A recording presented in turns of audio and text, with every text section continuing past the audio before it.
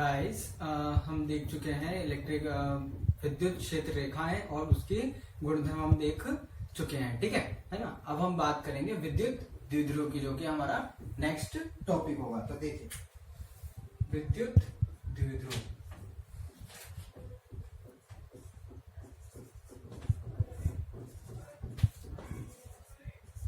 विद्युत द्विध्रुव। तो देखो इसमें कुछ नहीं होता है, साफ साफ एक बात यह है कि विद्युत द्विध्रुव में क्या होता है, दो आवेश होते हैं, है ना।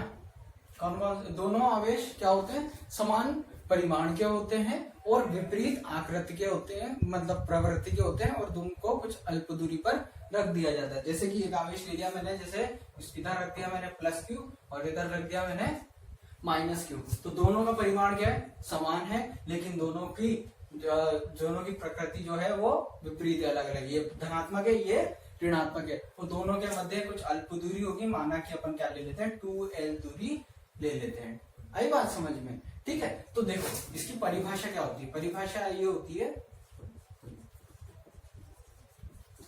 परिभाषा देख लेते हैं इसकी। भाई इसकी परिभाषा क्या होती है विद्युत द्विध्रुव की, कि दो समान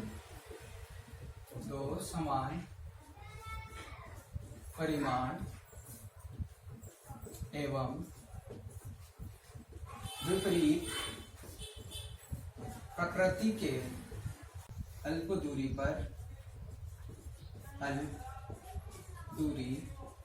पर स्थित हों तो ऐसे निकाय को क्या बोलते हैं, विद्युत द्विध्रुव। क्या बोलते हैं, विद्युत द्विध्रुव कहते हैं, विद्युत द्विध्रुव कहते हैं। आई बात समझ में? कुछ नहीं है, दो समान आवेश होने चाहिए, समान आवेश है किसमें, परिमाण में समान होने चाहिए, और विपरीत प्रकृति वाले होने चाहिए, प्लस वाला है और एक माइनस वाला, और दोनों के मध्य दूरी जो है अल्प होनी चाहिए, बहुत कम दूरी होनी चाहिए। तो मैंने बहुत तुमको जूम करके बताया एकदम एक तरीके से, ठीक है ना। बाकी ये होंगे तो ऐसे, ये कोई प्लस, ये इधर ऐसे कैसे प्लस क्यू होगा और इधर पास में ही माइनस क्यू, बहुत छोटा होगा ये।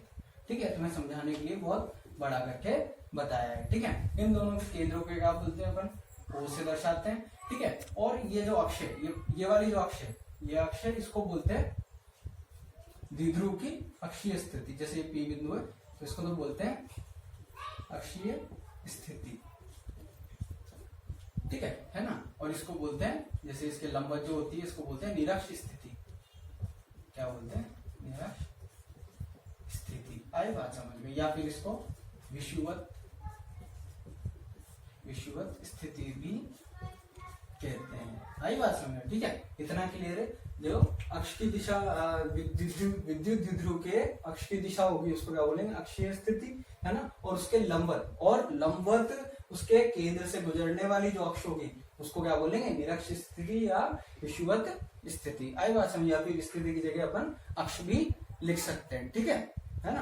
अब देखो, अब हम देखते हैं यहाँ पर एक और अगला टॉपिक, विद्युत द्विध्रुव आघूर्ण। छोटे छोटे टॉपिक है, विद्युत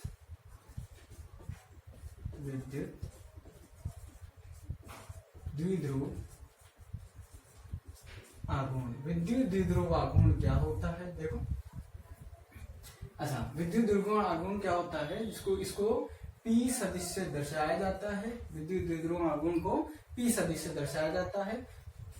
इसकी परिभाषा क्या होती है कि विद्युत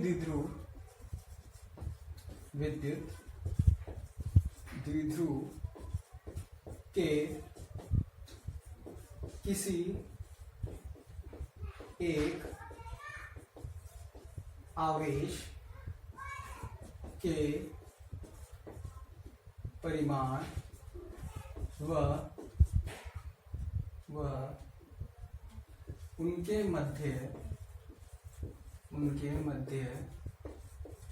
अल्प दूरी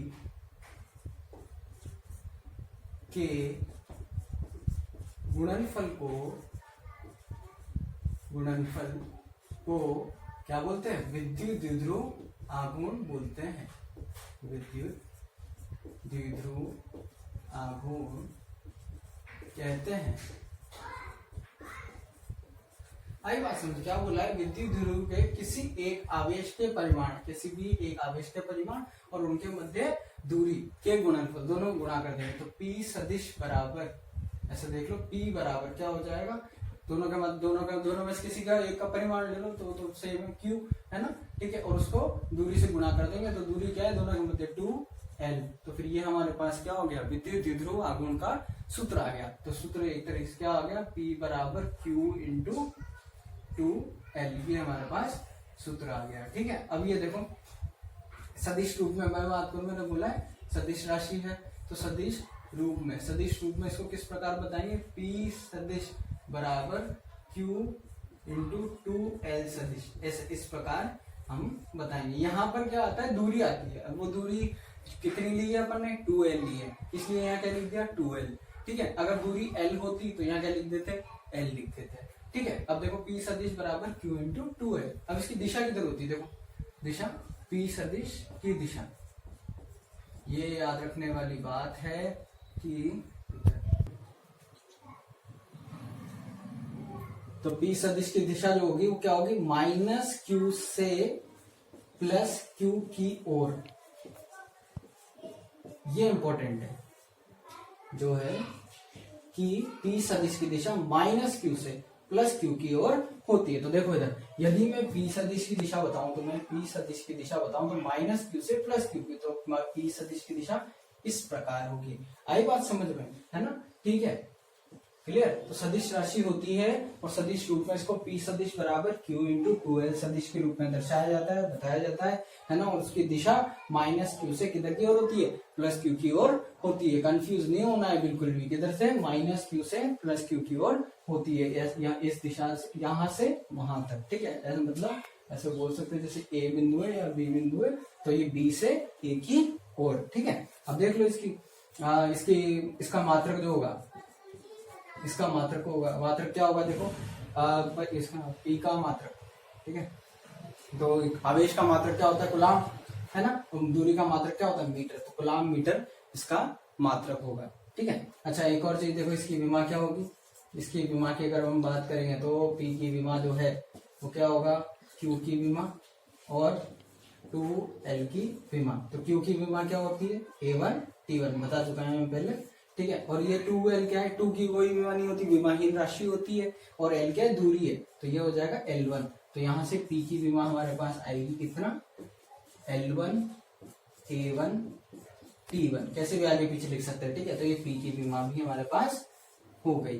ठीक है, एक और बार देख लेते हैं क्या है, विद्युत द्विध्रुव क्या होता है, दो समान परिमाण के आवेश होने चाहिए और दोनों की प्रकृति एक प्लस वाला होना चाहिए, एक माइनस वाला होना चाहिए, और दोनों के मध्य कुछ अल्प दूरी होगी, तो ऐसी व्यवस्था को क्या बोलेंगे, ऐसे निकाय को क्या बोलेंगे, विद्युत द्विध्रुव कहेंगे। ठीक है ना, और जब भी इनके मध्य आवेश और उनकी दूरी का गुणनफल जो है वो क्या कहलाएगा, विद्युत द्विध्रुव आघूर्ण कहलाएगा। विद्युत द्विध्रुव आघूर्ण कैसी राशि है, सदिश राशि होती है और उसकी दिशा माइनस Q से प्लस Q की ओर होती है। मात्रक क्या होता है, कूलाम मीटर, और विमा क्या होती है, L1 A1 T1। ठीक है ना। तो गाइस अब नेक्स्ट टॉपिक है हमारा, विद्युत द्विध्रुव के कारण उसके अक्ष पर विद्युत क्षेत्र। तो देखो, विद्युत द्विध्रुव के कारण उसके अक्ष पर विद्युत क्षेत्र, तो ये रहा हमारा विद्युत द्विध्रुव और ये रहा उसके अक्ष पर कोई बिंदु P, जो कि क्या है, केंद्र O से, कहां से, O से। तो केंद्र O से देख लेते हैं, O से कितनी दूरी पर है, R दूरी पर है, स्मॉल r दूरी पर है कौन, बिंदु P। और कहा हमको विद्युत क्षेत्र की तीव्रता ज्ञात करनी है, P बिंदु पर विद्युत क्षेत्र की तीव्रता ज्ञात करनी है, किसकी वजह से, विद्युत द्विध्रुव की वजह से। देखो A बिंदु पे हमने माइनस Q रख दिया, B पे हमने प्लस Q रख दिया, ये याद रखना। ठीक है, और इन दोनों के मध्य दूरी 2L है, तो केंद्र से इधर भी L होगी, इधर भी L होगी। अच्छा ये बताओ, B से P की दूरी कितनी होगी, भाई देखो B से P की दूरी, ये पूरी दूरी कितनी है, R है, R में से यदि L घटा दिया जाएगा तो ये दूरी आ जाएगी, नहीं आ जाएगी, आई बात समझ। ये पूरी दूरी यहाँ से यहाँ तक कितनी है, R है ना, उसमें से L घटा देंगे तो यहाँ लिख देंगे अपन R माइनस L। ठीक है, अच्छा अब माइनस Q आवेश से P की दूरी देखो कितनी होगी, ये देखो यहाँ से पूरी ये वाली दूरी, देखो ये दूरी कितनी है, R। ठीक है, तो O तक तो आ गए हम, उसके बाद O से A तक की दूरी, O से A तक की दूरी कितनी है, L है, तो इसका मतलब यहाँ पे क्या आ जाएगा r प्लस एल। इतना समझ में आया ना सबको? ठीक है, ये दूरी क्या होगी, ये पहले ये दूरी निकालनी है अपन को, तो ये दूरी तो निकाल नहीं सकते, निकालने के लिए क्या करना पड़ेगा, ये पूरी ओ पी में से इसको माइनस करना पड़ेगा। तो ओपी की दूरी कितनी है, आर में से एल घटा देंगे तो ये दूरी आ जाएगी हमारे पास आर माइनस एल, और ये तो पूरा जुड़ेगा ही सही, ये देखो आर और इसमें से ये चीज जोड़ देंगे तो ये पूरी दूरी आर प्लस एल हो जाएगी। अब देखो माइनस क्यू आवेश के कारण बिंदु P पर विद्युत क्षेत्र है ना, कितना होगा, देखो सूत्र क्या होता है, E बराबर, अच्छा देखो क्या होगा, माइनस क्यू की वजह से, माइनस क्यू की वजह से P पर, अब यहाँ पे क्या होगा, दिशा किधर होगी, माइनस क्यू की वजह से, जैसे कि यहाँ ऐसा करो, छोटा सा प्लस क्यू ले लो, छोटा सा कोई प्लस क्यू नॉट ले लो, ऐसा करो, जो तो परीक्षण आवेश अपन लिया था ना पहले, वो ले लेते हैं। तो माइनस वाला प्लस को क्या करेगा, आकर्षित करेगा, तो इसमें विद्युत क्षेत्र की दिशा किधर होगी, इधर होगी, और वो कितनी होगी, ई ए सदिश से बताएंगे, ठीक है ना। तो ई ए का मान जो है वो कितना आएगा, के क्यू बटे आर स्क्वायर, तो के क्यू बटे आर स्क्वायर, इन दोनों के मध्य दूरी कितनी है, ए पी के मध्य दूरी कितनी है, क्या आर प्लस एल है, तो ये हो जाएगा आर प्लस एल का होल स्क्वायर। अच्छा दिशा बता सकते हैं, दिशा कौन सी दिशा में है, पी से ए की ओर है ना, तो पी ए की दिशा में, पी ए की दिशा में, ठीक है। अब देखो प्लस क्यू आवेश के कारण बिंदु P पर विद्युत क्षेत्र, अब देखो कितना होगा विद्युत क्षेत्र, ईबी बराबर, अब देखो P की वजह से, प्लस क्यू की वजह से, तो प्लस क्यू क्या करेगा, प्लस क्यू को प्रतिकर्षित करेगा, तो इधर प्रतिकर्षित करेगा, तो ये हो गया ईबी है ना, और ईबी सदिश हो जाएगा, ठीक है। तो के क्यू बटे, दोनों के मध्य दूरी कितनी है, बी और पी के मध्य दूरी कितनी है, मतलब प्लस क्यू की वजह से निकाल रहे ना, तो प्लस क्यू से कितनी दूरी है, इसको बता देते हैं ना, ठीक है। कितनी दूरी है, आर माइनस एल, तो यहाँ आ जाएगा आर माइनस एल का स्क्वायर, और दिशा क्या है, देखो बी से पी, इधर वाली दिशा में ना, तो बी से पी की दिशा में, तो बी पी की दिशा में,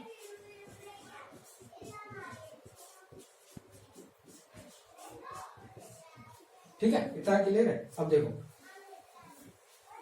थोड़ा सा बने देखेंगे, अब परिणाम P पर परिणामी विद्युत क्षेत्र, बिंदु P पर हमको क्या करना है, परिणामी विद्युत क्षेत्र निकालना है, तो अपन ईपी लिखते हैं, ईपी, ठीक है। अब ईए और ईबी दोनों क्या है, एक दूसरे के विपरीत है, ठीक है, 180 डिग्री का कोण बनाया हुआ है इन्होंने, ठीक है। अब देखो दोनों को घटाना पड़ेगा, तो दोनों को घटाएंगे, तो पहले मुझे बताओ किसका मान बढ़ा है, इसका मान बढ़ा है कि इसका मान बढ़ा है, देखो के क्यू इसमें भी है, इसमें भी है, देखो आर प्लस एल बढ़ा है कि आर माइनस एल बढ़ा है, आर प्लस एल बढ़ा, तो जिसका ये हर बड़ा होगा उसका मान क्या होगा, कम होगा, और जिसका हर छोटा होगा उसका मान अधिक होगा, तो यहाँ ईपी का मान अधिक होगा, है ना, ये याद रखना कि ईपी का मान अधिक होगा, सॉरी ईबी का मान अधिक होगा, तो ईबी माइनस ईए हम करेंगे, ठीक है। देखो अब ईबी का मान रख दो, तो ईबी का मान क्या है, के क्यू बटे आर माइनस एल का होल स्क्वायर, माइनस के क्यू बटे आर प्लस एल का होल स्क्वायर, क्या कॉमन आ जाएगा, के क्यू कॉमन आ जाएगा, क्या बचेगा, एक बटे आर प्लस, सॉरी यहाँ माइनस आएगा, आर माइनस एल का होल स्क्वायर, माइनस यहाँ आएगा आर प्लस एल का होल स्क्वायर, ठीक है। अब देखो यहाँ के क्यू लस, इसका लस ले ले, क्या आएगा, आर माइनस एल का होल स्क्वायर, यहाँ है आर प्लस एल का होल स्क्वायर, यहाँ क्या बचेगा, ये आर माइनस एल कट जाएगा, यहाँ बच जाएगा आर प्लस एल का whole square minus R minus L का होल स्क्वायर। अब देखो थोड़ा सूत्र लगाने पड़ेगा, देखो सूत्र कौन कौन से लगेंगे, ए प्लस बी का होल स्क्वायर क्या होता है, A square plus B square plus 2ab, अभी यदि माइनस कर दूंगा तो ए माइनस बी का होल स्क्वायर क्या हो जाएगा, A square plus B square minus 2ab, ठीक है। और एक और आएगा हमारे पास A plus B A minus B, क्या होता है इसका सूत्र, A square minus B square, ठीक है, ये होते हैं। तो देखो पहले तो यहाँ लगाएंगे ए प्लस बी का होल स्क्वायर, तो ए का मान क्या है आर, बी का मान क्या है एल, तो लगाओ ई पी बराबर के क्यू, लिखते हैं पहले के क्यू बाहर ही रहेगा, यहाँ क्या आ जाएगा R square plus L square plus 2RL, फिर माइनस ए माइनस बी का होल स्क्वायर लगा देंगे, तो R square plus L square minus 2RL हो जाएगा, और बटे देखो R minus L R plus L, तो दोनों के ऊपर स्क्वायर लग रहा है, तो ए माइनस बी और ए प्लस बी, तो फिर क्या हो जाएगा A square minus B square का होल स्क्वायर। आई बात समझ में, ठीक है। अब देखो अब माइनस से इधर देखो, ये माइनस से गुणा कर देंगे इधर, तो देखो क्या हो जाएगा ई पी बराबर माइनस से गुणा कर देंगे तो क्या हो जाएगा के पी जैसा का जैसा रहेगा, यहाँ क्या हो जाएगा R square plus L square plus 2RL minus K, अब देखो गुणा करेंगे तो minus R square minus L square और माइनस माइनस प्लस हो जाएगा, तो 2RL और नीचे R square minus L square का होल स्क्वायर, ठीक है। अब देखो आर स्क्वायर से आर स्क्वायर कट गया, एल स्क्वायर से एल स्क्वायर कट गया, ठीक है, और 2RL और 2RL कितना हो गया 4RL, ठीक है। तो इसको इधर लिखते हैं थोड़ा सा, है ना, तो ईपी बराबर क्या हो गया के क्यू, इधर बचा 4RL बटे नीचे हो गया क्या R square minus L square का होल स्क्वायर। अच्छा अब देखो क्या मैं इसको ऐसा लिख सकता हूँ, 2 तो बाहर ले लिया, के क्यू इंटू 2L बटे, और यहाँ पे आर आएगा इधर, ठीक है, ऐसे R square minus L square का होल स्क्वायर। अब देखो थोड़ा सा के जैसा लिख दिया मैंने, क्यू भी एज इट इज लिख दिया, ठीक है। अब 4 में क्या किया 2 गुणा 2 इंटू 2 लिख दिया, है ना, और आर ये लिख दिया और एल भी ये लिख दिया, तो ये पूरा मिलके वापस यही हो जाएगा। अब देखो यहाँ पे ये छोटा सा जो है ये देखो क्या है, ये विद्युत द्विध्रुव आघूर्ण, क्योंकि P बराबर है, देखो EP बराबर 2KPR बटे R square minus L square का होल स्क्वायर। अच्छा देखो इधर P बराबर क्या होता है Q इंटू 2L, ये लिख दिया था ना, Q इंटू 2L की जगह अपन क्या लिख सकते हैं P लिख सकते हैं, ठीक है। तो ये हमारे पास EP का मान आ गया, मतलब बिंदु P पर विद्युत क्षेत्र की तीव्रता का सूत्र हमारे पास आ गया। अब देखो इसमें स्थिति होती है, यदि R का मान किससे ज्यादा हो L से ज्यादा हो, तो क्या होगा R square minus L square लगभग किसके बराबर बचेगा आर स्क्वायर के बराबर बचेगा, ठीक है। तो देखो EP बराबर 2KPR बटे R square minus L square की जगह आर स्क्वायर लिख दूंगा और उसका वर्ग करूंगा, तो क्या आ जाएगा यहाँ पे आर के घात 4 कट जाएगा, तो EP बराबर 2KP बटे आर क्यू हमारे पास आ जाएगा। क्लियर, ठीक है ना। अब इतना यहाँ तक समझ में आया ना, ठीक है। तो गाइस अब देखो EP बराबर 2KP बटे आर क्यू आया था हमारे पास, तो देखो सदिश रूप में देखते हैं यहाँ पे, सदिश रूप में तो EP बराबर 2KP बटे आर क्यू। अब देखो यहाँ पे EP सदिश हो जाएगा, है ना, और ये P सदिश हो जाएगा, ठीक है। तो ये इसका क्या हो गया सदिश रूप हो गया। अच्छा यहाँ समझो थोड़ा सा, EP सदिश क्या है, परिणामी विद्युत क्षेत्र की तीव्रता है, जो कि हमको EB माइनस EA किया ना, यहाँ पे EB माइनस EA किया, ठीक है। अच्छा यहाँ बड़ा कौन था EB था, तो परिणामी दिशा भी किस दिशा में आएगी EB की दिशा में आएगी, और EB की दिशा कहाँ है, ये रही EB की दिशा किधर है BP की दिशा में, तो BP किधर है B से P की दिशा, मतलब ये वाली दिशा। आई बात समझ में। तो परिणामी विद्युत क्षेत्र की दिशा किधर है B से P की ओर, मतलब ऐसा बोल सकता हूं मैं क्या A से B की ओर है, परिणामी विद्युत क्षेत्र की दिशा A से किधर है B की ओर, ठीक है। तो ये E सदिश लिख दिया अपन ने। अब देखो एक और चीज, ये P सदिश है यहाँ पे, तो P सदिश क्या है विद्युत द्विध्रुव आघूर्ण, उसकी दिशा किधर से किधर होती है, अभी बताया था मैंने, -Q से +Q की ओर होती है। तो क्या P सदिश की दिशा और ई सदिश की दिशा कौन सा, ईपी सदिश, दोनों की दिशा क्या है, समान है, इसलिए हमने सदिश लगा दिए हैं। और कोई यहाँ पर क्या आएगा, प्लस आएगा, क्यों, क्योंकि दोनों समान दिशा में है, इसलिए यहाँ पर प्लस आएगा। तो सूत्र क्या होगा, ईपी सदिश बराबर 2 केपी सदिश बटे आर क्यूब। आई बात समझ, क्लियर।